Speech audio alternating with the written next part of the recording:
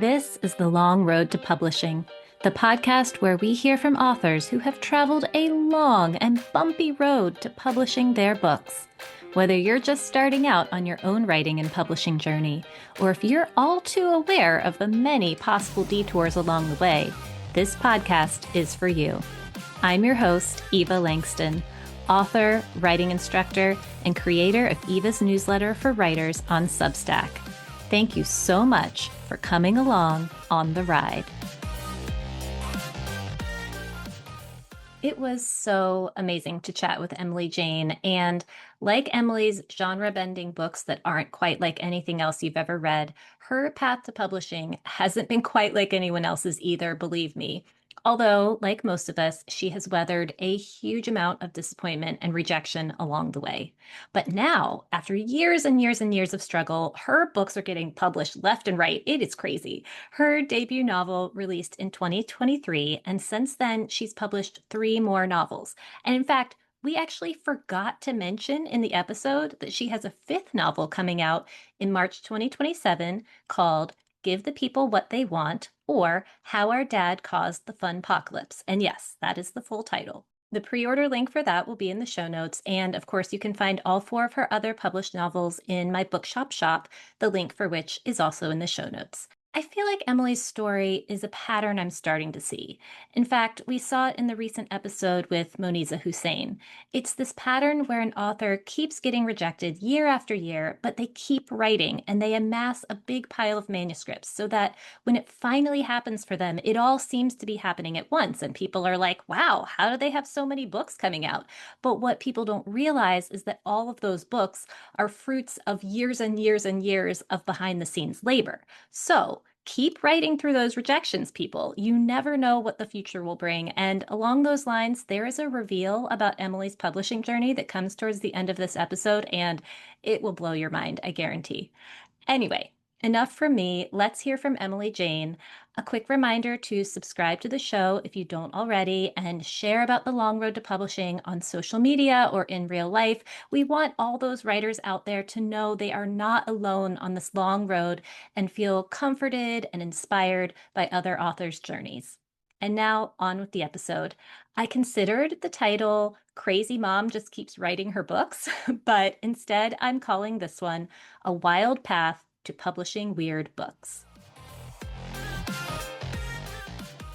Emily Jane is the USA Today bestselling author of fun, weird, cross-genre novels, including On Earth as It Is on Television, Here Beside the Rising Tide, American Werewolves, and most recently, Mr. Yay. She lives on an urban farm in Cincinnati with her husband, their 2 kids, 3 cats, and a husky. So welcome to The Long Road to Publishing. Thank you for having me. I'm really excited to be here. Oh, me too. I'm excited to dive in, but I do just have to ask, what do you mean by urban farm? So I live in Cincinnati. I am in the city, like in the city limits, but my entire yard is vegetable garden. Oh, So that's awesome. yeah, so we dug out the front lawn and we put in raised beds, and then we dug out everything in the back. I think I just planted like about 40 each of eggplants, tomatoes, peppers. I am not like a gardening person, but I feel like if I were, it would be a good way to like write a little bit and then go out and like work in the garden and just kind of let your mind wander. I don't know, is that like part of your process? I mean, I think like when I'm out there, I don't really think. It's kind of meditative. Mm-hmm. But it's very satisfying. I don't know. I mean, if you compare it to like publishing, right?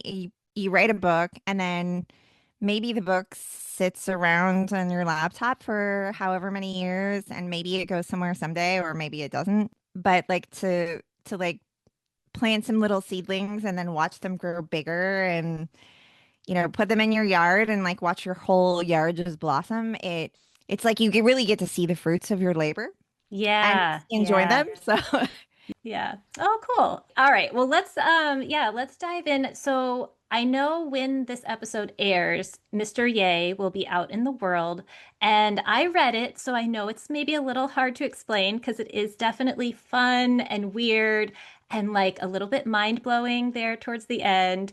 But what's like your elevator pitch when people say, "What's Mr. Yay about?" So this is like one of my least favorite questions because I still don't have this book at the time we're recording this is about to come out, and I still don't have an elevator pitch like down for it because it's just like, what is it about? I it's a weird book. It's about what happens if the past is different than the past that you remember.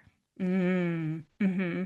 There are two main characters. One is a young man named Bradford, and Bradford wakes up in his crappy apartment, and there's this dog that's in his apartment, and he's like, what's going on? I don't have a dog. But then like he finds dog food in his cupboard, and he finds a leash, and he takes his dog down to the vet, and it has a chip, and the vet is like, dude, this is your dog. And this whole experience kind of spurs him to go on this journey where he drops out of business school and he moves to LA and he joins his best friend Tommy, and together they become this rap duo called Mr. Ye. Awesome name, by the And way. thank you. And the other part of the story follows his therapist, and she is going through some marital difficulties, and all her friends are acting increasingly strange. And one of the things that she experiences that is very odd is that she remembers this television show, this like iconic television show called Mr. Ye. And her husband doesn't have any clue that this show ever existed. He doesn't remember it. And when she goes to like look it up on the internet, like tell him, Jack, this show, it's not there. It's almost like if I were saying something to my husband about like Mr. Rogers and he was like, "Who?" And I'm like, Mr. Rogers. And then you look it up and like there's no Mr. Rogers on the internet. I Yeah, feel like yeah, it's like, exactly whoa. like that. Yeah. Yeah, and I mean, I feel like the book is very obviously like strange, but also very relatable. Like I think, well, I told you when I emailed you, I was like, oh my gosh, Miriam's kids like could be my kids. Like I was so relating to her so much. So yeah, I understand your like difficulty with explaining it, but I feel like this is just like people you just need to go read it. So okay, I'm gonna probably have more questions about Mr. Ye, but I want to get through your whole crazy journey. So I know you started out as a lawyer, and maybe are you still practicing law? Yes, I am still a lawyer. Okay. Folks who are listening, writing for the most part does not pay very well. So Yes, you true. got to hold on to your day job. So I guess my question then is like, was there always a part of you that wanted to be a fiction writer? I know you probably do some writing in your law practice, but it's different. A lot. Was there always a part of you that wanted to write fiction? And then at what point were you like, you know what, I'm actually going to pursue this and I'm going to write books and try to get them published? I would say no, there wasn't always a part of me that wanted to write fiction, but I always wanted to write. I started out as a poet. Oh, okay. I could see that. Yeah, that's what I liked to do when I was junior high, high school, through college. I also wrote songs. I was in a couple of bands, and not bands that went anywhere, but that was kind of what I really liked to do. And I guess I never saw myself as writing fiction whatsoever. Yeah. At one point in time in college, my now husband and I were on our way to this party, and we started having this conversation about like, if you were a superhero, what would your powers be? And then we got home and we started talking to the fellow who is now my ex-husband and was my boyfriend at the time. And we like told him this, and he got really excited, and he's like, I'm gonna write a book. And like all our friends are characters, and like he then proceeded to write this whole book, this whole superhero book with all of these characters that we had made up. And I thought it was so cool. Like just watching the process of him writing this, and I thought it turned out really well. Like I thought it was a great book. Yeah. And I was like, yeah, but I could never do that. Like I like, how do you do that? And he was like, you just like imagine yourself like in some strange situation, and then it becomes a story. So right after college, I was like, okay, I'm gonna try it. And I tried it, and it took me 5 years, and I wrote this book, and it was just really fun. At that point, when you were like, I'm just going to try it, were you like, this is just for fun? Or was there a part of you like, yeah, I want to try to get published? So I mean, like, okay, anybody who's writing a book, right? Like, I'm sure there's some part of you that thinks, oh gosh, like what if I'm famous author someday, right? And this Yeah. book reaches lots of people and people love it. So I'm sure that that was somewhere in my mind, but mostly it was just something I was doing for fun, Yeah. just to see if I could and to see how it would turn out. And I think I did maybe send out a couple of query letters for that novel, but like five. Yeah. I don't know. I mean, like being a writer is there's so much rejection, like Hmm. so much rejection. And I think with that book, and then, for a while for several books after that, I was like not really serious about querying because I think maybe in my heart, like I knew if I did kind of like a half-assed job with my queries, then I could blame my queries for not getting an agent. And then it wouldn't be because my book was terrible. Yeah, kind of that classic like self-sabotage. And then you like if you're Yeah. not trying your hardest, then it doesn't like hurt as much when you get rejected, sort of thing. Yeah. Yeah. Yeah. Well, and also I think and you had said to me like it took a while for you to feel like you'd written a book that was like ready to query. Was there like a part of you that was like, because I'm thinking about myself, like I wrote my first full manuscript when I was 24, but like I knew that it wasn't that good. I was like, I can see like here's a book I love, and I can see this book is not to that level, but I just had no idea how to get it there. How did you know that you weren't quite ready to query? I mean, I think emotionally I wasn't ready Mm, to handle hmm. that. And maybe I'm still not. Yeah, 4 books in, still not quite ready. Uh, I think it wasn't so much that I thought that the book wasn't good, as in it just didn't quite feel like me. Okay. So that was my first book. Like if you were to ever read it, which you never will because it's never going anywhere, but if you were, you would be like, you would recognize some aspects of my voice in that book. It was funny. It was fun, sci-fi, but it was like there wasn't kind of the same heartfelt element that I have in my existing work, Hmm. or like the literary threads that kind of run through them. It didn't have that. It was just like campy. And my second book was kind of a memoir that had like that very like nice literary vibe, but none of the sci-fi elements that I really like to write about. Yeah. I liked it, but it was like this isn't quite me. And the same thing with the third book that I wrote. I was like, this isn't quite me. I think with the fourth one, I was like starting to get there. Hmm. And that was the first one I sent out like more than five queries with. Yeah. But it really wasn't until the fifth book that I wrote that I was like, this is my voice. And this is what I want to be doing. This is like the writer that I am. How do you feel like you got there? Was it you kind of had to try different things? Just like moving through it, like the more you write, the easier it becomes to write, the more confident you become in what you're doing. I don't know. I think in some ways I had a very different journey than I think a lot of writers in that like I didn't go to school for fiction writing. Like I went to school for legal writing, and Yeah. that's an Whole entirely different different, thing. very boring thing to be writing about. But so for me, like I didn't have any sort of feedback. Mm. There was nothing there. I was just like in this vacuum finding my voice by myself until like I got to this place where I just practiced enough that it kind of settled in. By the time you got to that fifth book that you were like, okay, this is it. I'm ready to query. Had you by that point made any writer friends where you were like having a critique partner or anything like that, or were you still kind of just doing it on your own? Nope. I was in my little office here, doing it on my own. My only partner through any of this has been my husband, but he's like not much of a critic. He has wonderful ideas. So like I'll give him a book and he'll read it and he'll get to the end and he'll be like, you know what would be really awesome is if you added this little thing. And then I'll be like, yes, that would be so awesome if I added that, and I'll add it. But that's like the extent of his. Yeah, interesting. Okay, well, so then tell me what happened when you queried this fifth book that you felt like, okay, this is it. So nothing really. I think I got one request, one Oh, full wow. request. And Yeah. then I think I heard back eventually. Yeah. And they were like, no, no, thanks.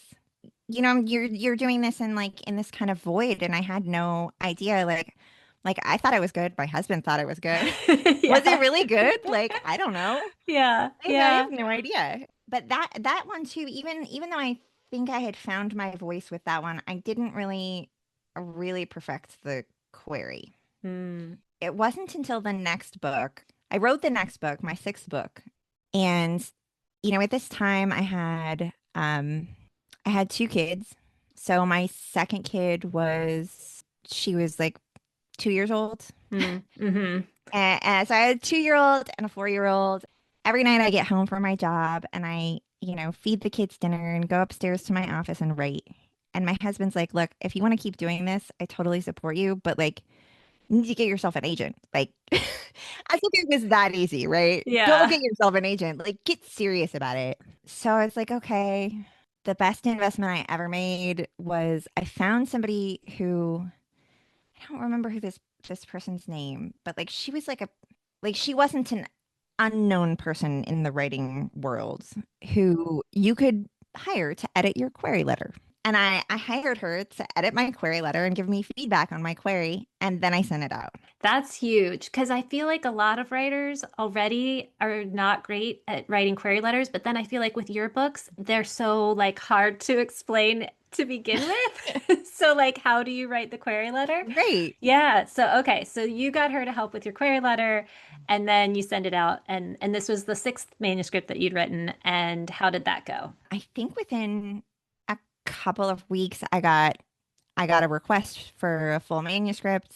And then, like, right after that, the agent who had requested it offered representation. Wow. Oh, that's awesome. So it was very fast. So, like, of course, I reached out to all the other agents I had sent it to and ended up getting a bunch more who wanted to read it. And I ended up getting several offers. W wish we could remember this lady's name and who edited your query letter, but I know, and I've gone back. I wish I could remember. I'm so terrible at remembering people's names. And I've gone back through my emails and like looked for it because I was like, who was this wonderful person who jump-started my career by editing my query letter? And like I couldn't find it. yeah. Well, that's okay. I mean, but there are lots of people who do that. Like I did, I always talk about this on the show, but I did one through, what is it, Manuscript Academy, where, I think she looked at my query and first 10 pages, and it was like I had gotten nothing up until then. And then I made the changes she recommended, and I think I ended up getting like 9 requests. So it really makes a huge difference when you get somebody who knows what they're doing to take a look at it. Yeah. Well, yeah, because writing a novel is like such a different skill set than writing a query letter. And you could have the most brilliant novel ever, and if you can't write a banger of a query letter, then Yeah, it's not even so much about summarizing it, it's about making someone want to read it, like giving them enough information about the book to make them want to read it. And so right. I don't know, it's like I don't know, like writing ad copy or something, which is probably not many novelists' skill Oh, set. I loathe it. I was working on it just now. Actually, before this podcast, I had to go back and look at it and I hate it. It's like absolutely the worst. Yeah. Well, okay, so then you ended up signing with an agent and yeah, take me through the next part of the process. What happened then? Oh, it was so painful. Okay, so my agent, she's wonderful. Um, she has been such a great agent for me, and has like encouraged me to do whatever I've like wanted to work on. But we had a hard time like with this book. She was excited about it and decided to send it out wide. And she's not an editorial agent. I know like lots of people prefer an editorial agent. She is not. So like at this point, I'm like, I've never been edited by anybody. Like, Yeah, wow. but Okay. she was like, we're sending it out. So she sent it out wide to like lots of publishers, and we got a ton of interest right away. And maybe I had a call with somebody. I don't know. We did get a lot of interest right away, but ultimately no offers. And so then it's like, now what? We've sent it to everyone. Right. Yeah. Right. No offers. We heard back from most people within like the first couple of weeks, and then it just kind of lingered and lingered and lingered for like a whole year. And it was rough because like if you don't know people in the industry, you haven't like talked to other authors, you have not listened to podcasts like this, which I mean, God, if something like this had existed at the time, or maybe it did, but like if it did, I didn't know about it. I Yeah. would have been so grateful because I had no idea that the journey could be this difficult. I just thought like I signed with this awesome agent. She's like a superstar agent who has these great clients, and like now I'm gonna be famous author and Yeah, no, I mean, I don't think you're alone. I think that's what I thought for a long time. I think that's what a lot of people is you think like once I get the agent, I'm golden. I'm yeah, here I you're go. set. You're like And it's like, no, and I don't know if it's ever been that way, but it's certainly not that way now. So I mean, it was really painful because I had been expecting, I was like, this is going to go so well. And then it didn't. And at the time, like when I had that thought, when I first signed with her, I was like, I need to get really serious about my writing. Because like, what if I get an offer and like, what if it's 3 books? Like I have to have a lot of books, right? Yeah. And at this point, so this was my 6th book that I signed her on, but I had already written a 7th book by the time was querying this one. And so I like right away started working on something else. I wrote that book and then 8, 9, I wrote, yeah, 8 and 9. And then I had like those books finished by the time the 6th book eventually died on sub. So that one died, and my agent was like, okay, we'll try another one. Yeah. What else you got? Yeah. So this time it was I think we went with my 7th book. And this time she had a different approach where like it didn't go wide. It went to like, I don't know, maybe 7 or 8 publishers. And it wasn't quite the same, like not a lot of interest right away. It was just like we sent it out, and then after 6 months or something, it was kind of clear that we were done. And then did she send it out to another round? Like, No. oh, really? No. Well, so what so what happened was during the time that that was out on sub, I wrote another book. Oh my gosh, you are very prolific. Yeah, the more you do it, the faster you get at it. And I think also like I write for my day job, like a lot for my day job. So it's kind of, even though it's a totally different style of writing, I've noticed that like over the years I've gotten much faster at both because I'm just like Interesting. writing so much. So I had written this other book called American Werewolves. I was like really excited about it. And my agent got really excited about it. And we were just like, okay, let's not send the 7th book out again. Hmm. Let's just do this one instead. Okay. So what happened next? So then it went out, and I think we did the same thing where it was like to have, a smaller pool of editors. Nothing really happens. Uh, And then then she sent it out to some more editors. mhm. And at that point in time, there was one who was like really interested. And I remember my agent getting back to me about like, okay, this editor is really interested. She's like talking about like a 3-book deal. You have so many other books. And at this point in time, like I'm getting like really excited. Like this could like really happen. Like here's an editor who actually wants to buy this book. Mhm. And I think that was like the kind of the end of 2019. Oh, we you know what's coming. Yeah. But like the acquisition, there was like no acquisition meeting or like wherever it had to go after this editor.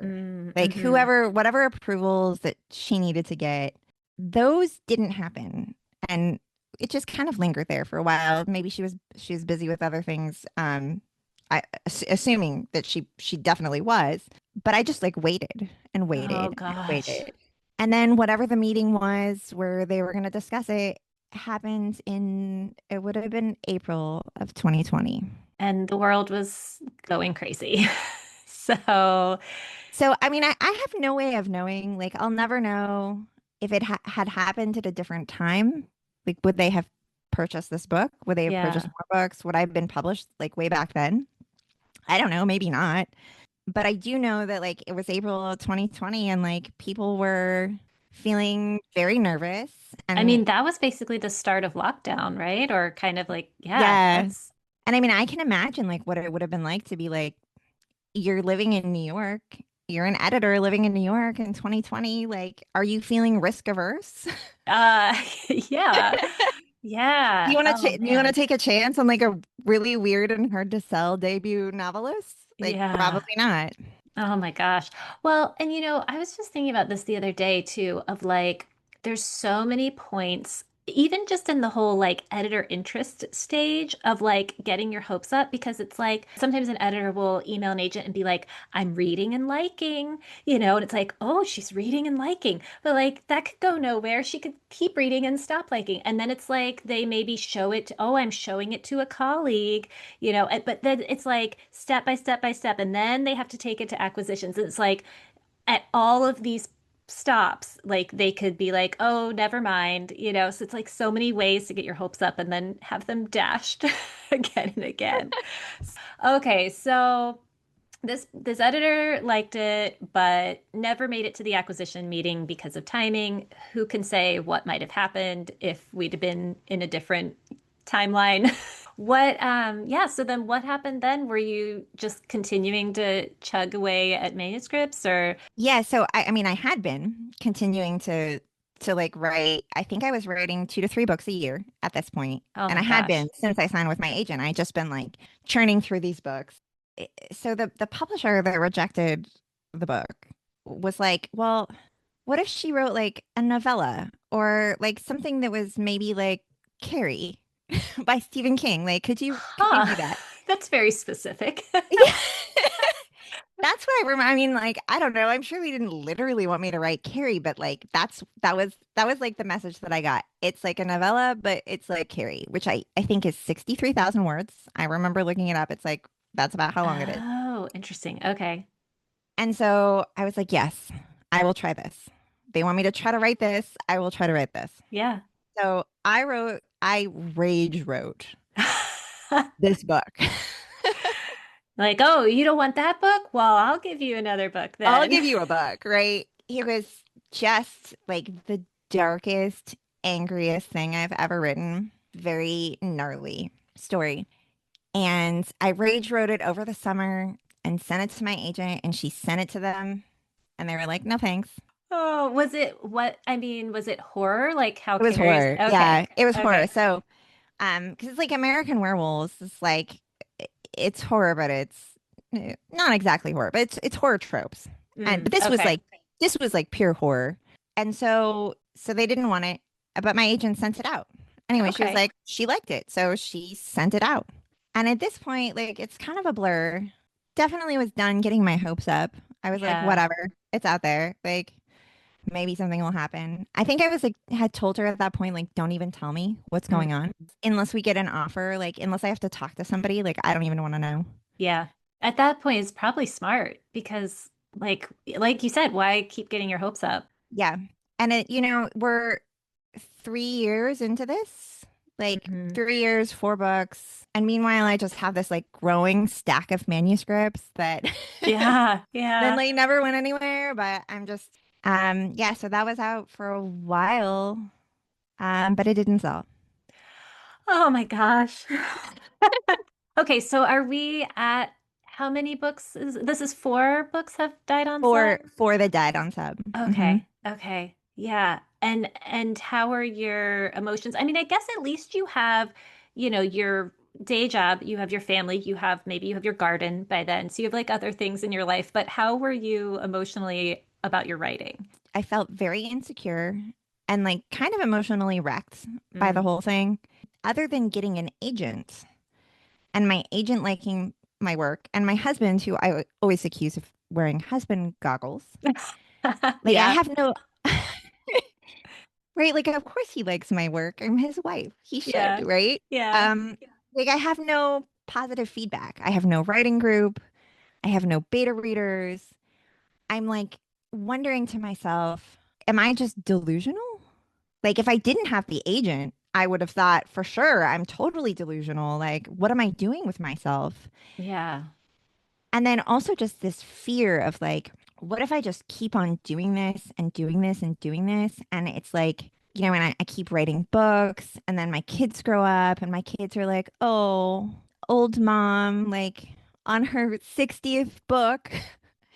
Still Yeah. typing away as if someday she might get published. Like, Oh gosh. and she never will. Like, what is she doing? She's crazy. I felt crazy. I Yeah. think Well, I felt crazy about it. there's that whole like, oh, the, quote unquote, the definition of crazy is doing the same thing over and over again and expecting different results. And I feel like that's what we have to do. I mean, we do have to like improve our craft and like pivot and whatever, but it is like we just keep writing manuscripts and being like, maybe this will be the one. But yeah, I was making sad faces because my daughter who's 9, like she knows that I write books and she'll be every now and then she'll be like, "Oh, mommy, did your new book sell?" And I'm like, "No, honey, not No. yet." You know? And it's just like, yeah, is it going to be like, year after year and she's like, "Oh, there's mom trying to sell her books still, like working on her books." Yeah. At the same time, you're like, well, do I want to set the example of crazy mom who just like kept writing books even though they never got published, or the example of mom who gave up Mm, and mom who was doing something that she loved and then just decided to abandon her dreams because it was too hard to be rejected. And that's not a great example to set for your children. So I felt very locked in. And and my husband's like he was like, "No, you're good. You have to keep going. You have to do this." Like, I mean, I remember him telling me like years ago, he's like, "You're doing something nobody else is doing." And I was like, "Okay, husbands, of course you're saying you're saying yeah. that." Yeah. But now, I mean, since then, I've had a lot of people tell me that I'm doing something that nobody else is doing in terms of the type of work that I'm putting out. And, but at the time, I just felt crazy, Yeah. and disappointed and like, why, why do I keep doing this? Yeah. So, okay, so but then you kept going, clearly you kept Yep. writing and then you had another book to send out and it sounds like your agent was amazing and supportive and just kept, sticking by you. She is so amazing. And the fact that she stuck by me is just like such a testament to what a wonderful agent she is. Because for me, if she had been like, okay, we're done, that would have been the end for Yeah. me. After all of those books dying on sub, I could not have gone back and tried to query again. I would have just thrown in the towel. Um, Yeah. but she was like always so supportive and also was like very supportive of me going on whatever weird book journey I wanted to go on in terms of like what I was writing. Yeah, so I wrote this other book about what happens when giant spaceships show up over most of Earth's major cities. Unmistakable alien life. And it's there in the sky for like a day and then it disappears. And nobody knows why it came or why it left or if it's coming back. Why did it dismiss our B-list Earth? Um, and that book became my debut. Oh, finally, thank goodness. And did it when it went out on sub, did it get attention right away or what was that submission process like? I would say it was about a month or so. I had a couple of phone calls and only ended up getting one offer, but one offer is enough. That's all you need. Yeah. And I I remember telling my agent when I was like waiting for that offer, like I don't care what it is. If they like offered me a handful of Cheerios that they found in like the bottom of the like car seat, I would take that. Just to have that like validation of knowing that I'm not a crazy person and that like what I'm doing is worthwhile, that like my books are decent, like decent Yeah. enough to get published and I'm not delusional about it. Yeah, just to have your book out there.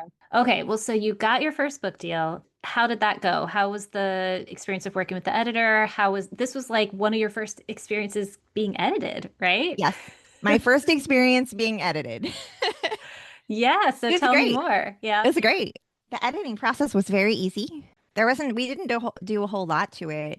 Like there was some stuff at the end that we changed, but it was, I mean, maybe like 6 weeks of developmental edits is like how long it took me. That part was pretty smooth. I think like, I think for all debut authors, the process of going through that journey and like publishing a book for the first time is difficult and painful and fun and exciting and rewarding, but also like it's also painful and you're also clueless. Yeah. I was at the time, and like I remember, feeling things about it at the time. But overall, like I can say that I had a really good publishing experience. Just in terms of like my editor, like giving me great feedback, and the publishing team as a whole, like being very supportive and doing all the things that they were supposed to do to get my book out into the world. Oh, that's good. I mean, thank goodness, because after everything that came before, it's like, please let this go well. And yeah, so then you had your first book out in the world finally.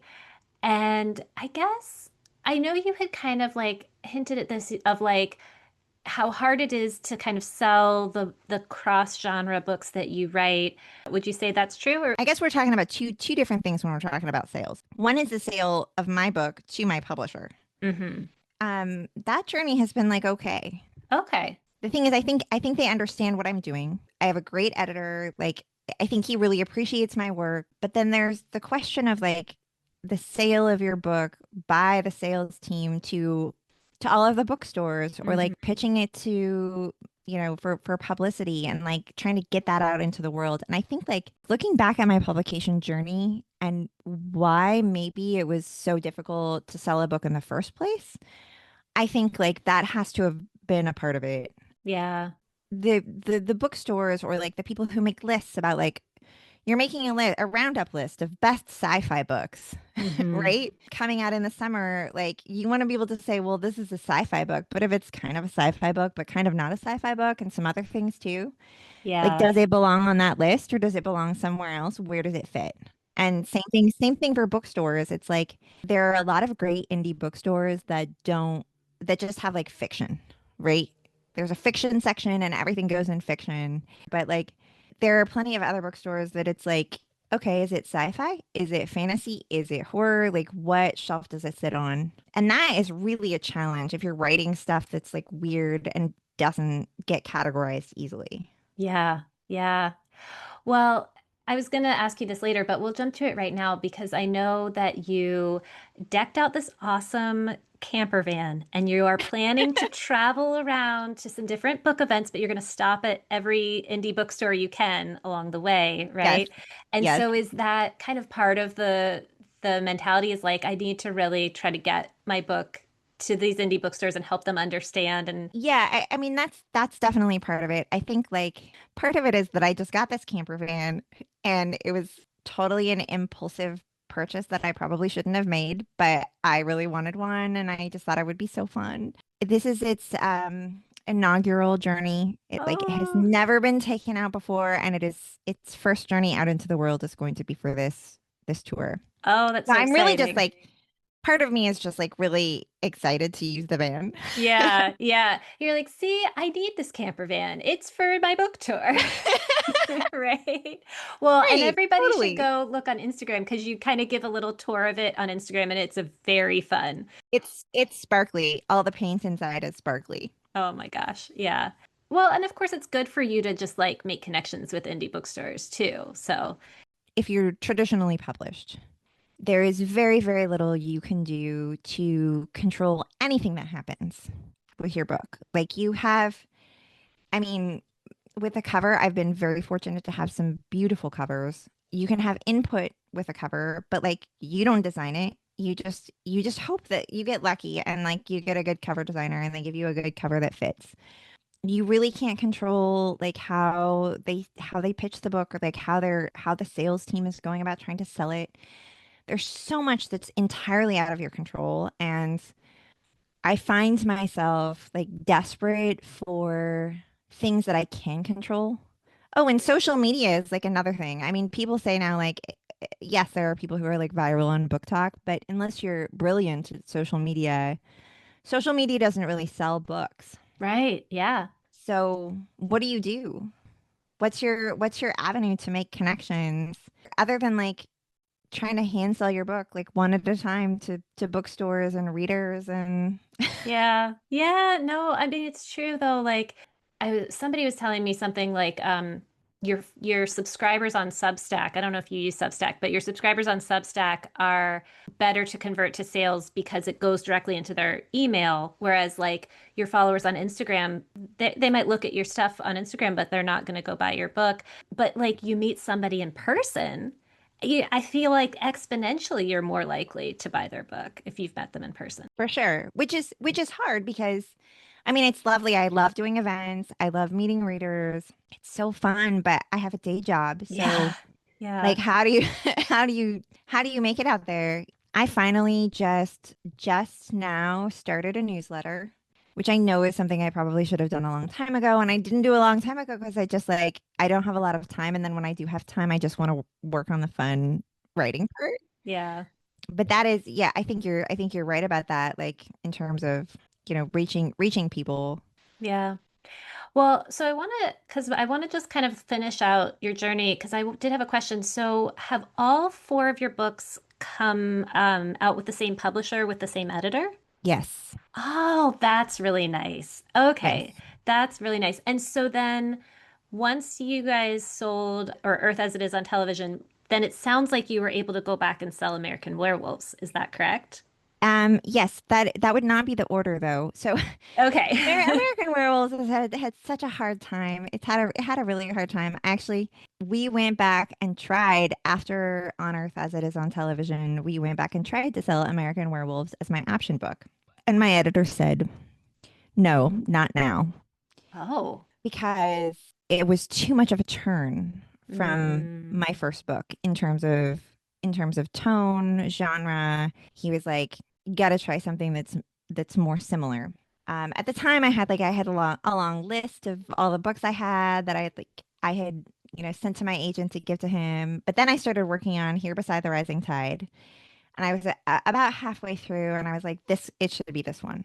This one is Okay. like just the right tone." So then we sold that one. And then after that one, that was when we went back and we sold American Werewolves. Okay. Well, so we sold American Werewolves and then gave my editor this list of all of the books that I had and was like, okay, what do you want?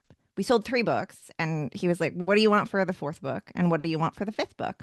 Pick off this list, like whatever you want. And so the book that he picked for the fourth book, Mr. Yay, was the fifth book that I had ever written. The first book that I felt like was like me Oh my and really felt like gosh. me.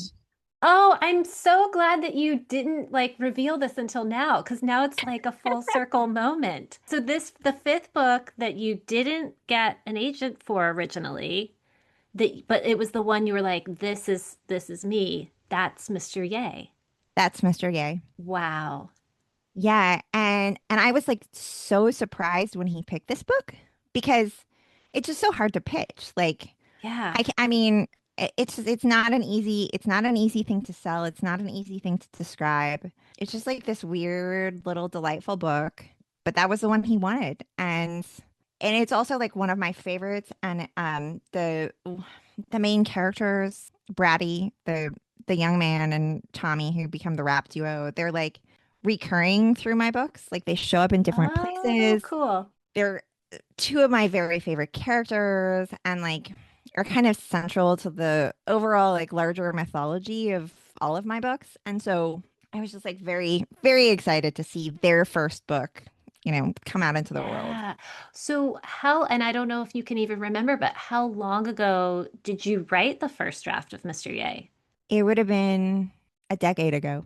Oh my gosh, it's got to be so surreal that it's now coming out and you're like having to, go on podcasts and talk about it. And you're like, this thing I wrote like a decade ago. I know. Oh my Well, so I gosh. did I did totally rewrite it. And that was a really interesting process. And I actually totally rewrote it before my editor ever looked at it. When he picked it and he said, "This is the book." I was like, "I want to go back through and look at this again." And I ended up rewriting, I would say 95% of the words, but almost none of the plot. It was just like I felt like the quality of my writing had evolved a lot, my style had changed a little bit. And so I just like had each chapter open and just like wrote it fresh from Yeah. scratch. And then I added a few things, but the central plot is basically the same.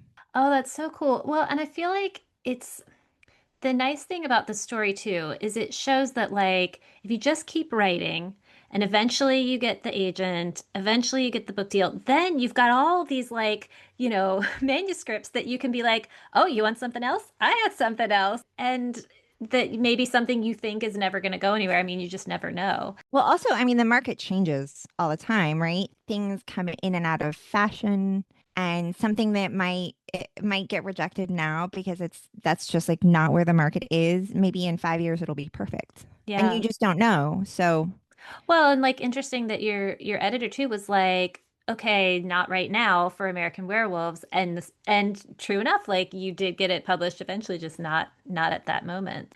Yeah. Oh, what a cool story. I mean, all of it, you know. Your actual books, but then also the story of how they came to be. oh, it's cool So, in hindsight. well, yeah. I It mean, was not cool going through. It was not fun going through, but yeah. Well, and of course, I know from now doing this podcast is that's like, and then like, who knows what will happen later? I mean, hopefully for you, it's smooth sailing, but publishing is just so unpredictable. Okay, so I did want to ask you, I already know the answer, but one of the things I was wondering about when I was reading Mr. Ye is I was like, oh, like I wonder how I think my exact thought was how Emily felt confident writing these rap lyrics. Like they're so like I'm like, yes, this totally seems like a rap song. And like she just seems very confident about it. And then I read in the acknowledgments where some of the lyrics came from. So do you want to share about that? oh, sure. So the rapper character in the book was partially inspired by my brother, my baby brother, who at the time that I wrote this book, he had just recently retired from his rapping career. Yeah. You know, he never was like famous or anything like that, but he did record a couple albums and some music videos, and I just like I thought I was so cool. I loved it, and my older kid was like a toddler at the time and just loved Uncle Deluxe. Like loved him, Yeah. loved his rap music, and we still call him Deluxe, even though that's not his real name. He is and will forever be Deluxe. And so some of the rap lyrics in this book came from songs that he had written. And of course, like I asked him, you know, Yeah. can I Yeah. use these? And but then a lot of them I modified. So like especially the one at the end I was was just gonna like say the one at the end, I'm sure it came yeah, from like you. Yeah. I changed them around a lot just to fit what was going on with the book. And Yeah. I mean, I think I did have some confidence to do that because I had started in poetry and writing songs, so it's like very similar. Yeah. Oh, that's right. Yeah. And what's really cool, this was so exciting. If you listen to the audiobook, the narrator who does the section for Bratty, I think him and the audio director just like on their own decided that they were going to record some of the rap as rap. How cool. Oh my gosh. And I had no idea that they were doing this. They were just like, this would be fun, and they made them. And so when you listen to the audiobook, you'll actually get to hear the raps as raps with music. Super, super cool. Oh my gosh, And that's I listened amazing. to them and I was like listening to the one at the end. I just like was sobbing because it was so, so cool to hear and like so well done and just like to hear kind of like something that you've heard in your head, something you've envisioned to see it come to life like that was just really, really magical. Yeah. Oh my gosh. Oh, I love it. I don't know that it really touched me because I also have a younger brother who is a musician who had like a band and wrote songs for a while. So it just like, I don't know, it really touched my heart that, you were able to incorporate some of your brother's lyrics into your book. Well, I know we've been talking for a while. I'm sure I feel like I have a million more questions, but I know we got to wrap it up. So I always ask my guests, what is something that surprised you on this whole writing and publishing journey? And you might be like everything, but it can be a good surprise or a not so good surprise or one of each. So I'll give you one of each. This is the not so good surprise. I think it's still very lonely in some ways. This is despite like I have an amazing group of wonderful friends and I have a supportive husband and I have a great family and they're all here for me. And And since I've been writing, like I've made friends with other writers and now have like a network of other writers that I know who are also all amazing humans. But the ins and outs of the emotional struggle of publishing are so, even when you get published, even if you are by some metrics successful, there's still like constant rejection. You're always applying for things and getting rejected from things. And it's just kind of like constant. And that like emotional turmoil that you're living with all of the time is something that's very, very hard to express to anybody because Mm, you start to talk to your friends about it and your friends are like, but you're a published author. yeah. So like it just seems so like it's so wonderful to them that you made it to where you are and it is wonderful. Hands down it is, but it's like you can't quite tell them how you're feeling. And with other author friends, it's like they're all going through the same journey, so they do understand to a certain extent, but like some of them have maybe had a harder time than you. So you can't be like, oh gosh, it sucks and so many rejections and like their book isn't doing as well as yours. It's hard to find like a place to really commiserate with anybody about what you're going through and what it feels like. Yeah. It's like my life is so rich and full of people and still sometimes kind of lonely for that reason. Yeah. That makes sense. And you said you also had a good Oh, surprise? a good one. Yeah. So I think one of the things that like weirdly I had never thought about before I started writing was reader reaction.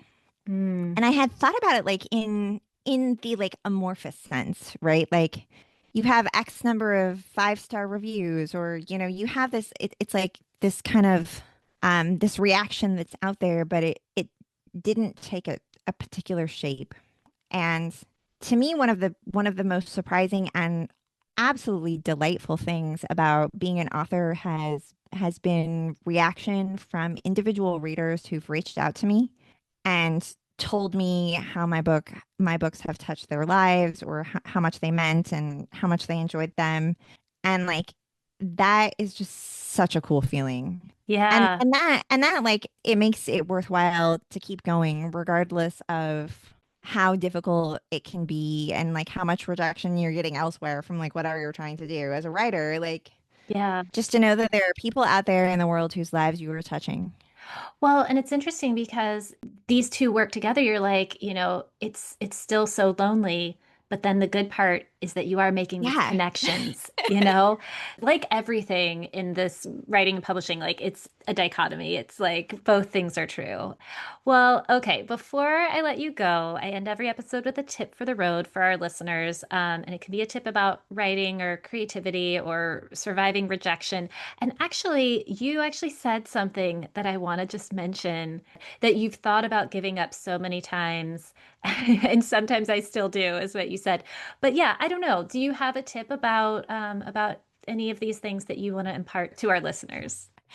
Not about not giving up. I mean, sometimes I think like maybe you have to yeah, I don't have a tip about that. But I will say that if it takes a long time, it takes a long time to get an agent, it takes a long time to sell a book on submission.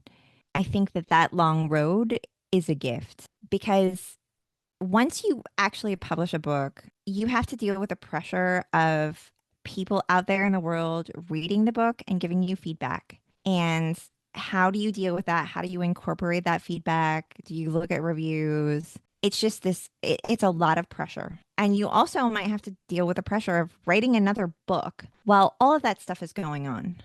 Yeah. And so when I look back at my journey and I think, it was difficult and painful and it took a really long time.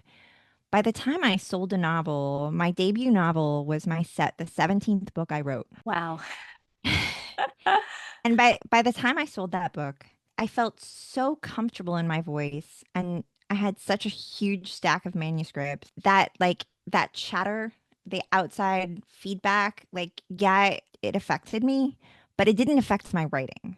Hmm. I also didn't ever have the pressure of having to produce a book on contract. Now you have a year and you have to write a new book and is it going to be good? What is it going to be like? And also just like having a long time to really kind of hone your craft and find your voice and like become very comfortable with what you're doing.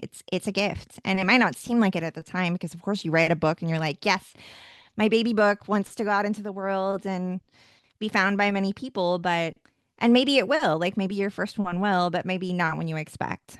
So that I see that long road as a gift. I love that. I think that makes so much sense. And like taking the time to make sure that the book that goes out into the world is the book you really do want to go out into the world. Because I think, a lot of this we can like look at with hindsight. And I can definitely see in hindsight the first few, maybe the first 5 books I wrote. I'm like, I am glad now that they didn't go out into the world. So yeah, you get that time to hone your craft and build up a thick skin and get more confident. So yeah. All right. Well, thank you so much for being here. I know when this episode comes out, you'll be done with your camper van journey, but I hope it goes well and Thank you. you have lots of fun. And yeah, and I hope everybody goes and reads Mr. Yay. We can't explain it, so you'll just have to read it and see what it's about. You will. It's delightful. It's super fun. It will hopefully make you cry some happy tears. Oh, I told you there were some parts there at the end where I was like, whoa. This is yeah. So it's yeah. Well, you'll just have to see for yourself. Well, thank you so much, Emily, for being here. Thank you. Thanks for listening to The Long Road to Publishing. Many of the books we discuss on the podcast can be found at my bookshop shop, the link for which is in the show notes. My guests' books and many of the resources we discuss on the show can also be found in the show notes. You can find me online on Instagram, Bluesky, and Substack with the handle Eva Langston. Even better, subscribe to my free newsletter for writers at evalangston.substack.com and feel free to send me an email. The podcast address is longroad.pub@gmail.com. The Long Road to Publishing is produced and edited by me, Eva Langston, and the intro-outro music comes from the artist Soundroll on Upbeat. Be sure to rate, review, and subscribe to the show, and I'll be back soon with more publishing stories and more tips for the road.